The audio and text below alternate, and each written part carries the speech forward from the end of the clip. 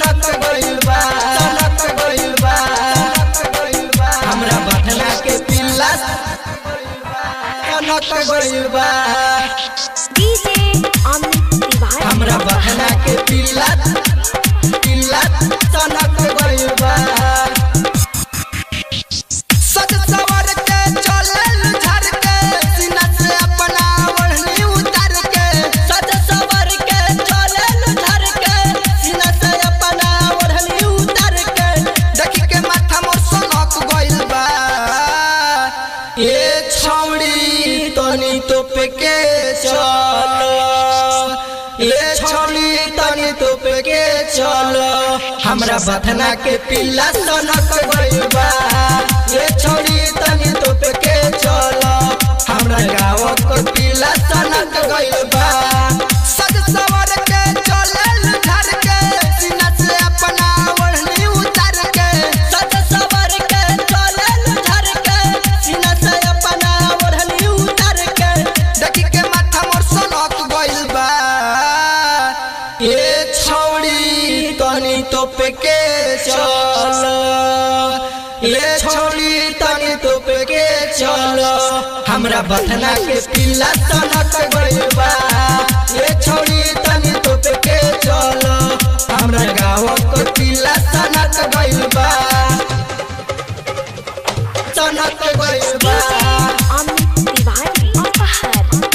सनक गइल बा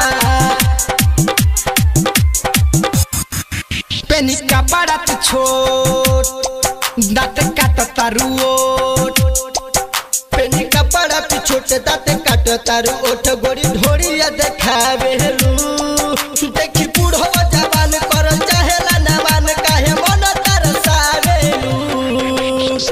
मन करेला हम पाछा में धाली चलो एको रतनी दुनु हौ माली मन करेला हम पाछा में धाली चलो एको रतनी दुनु हौ माली देखि के मन मोर बहक गइल बा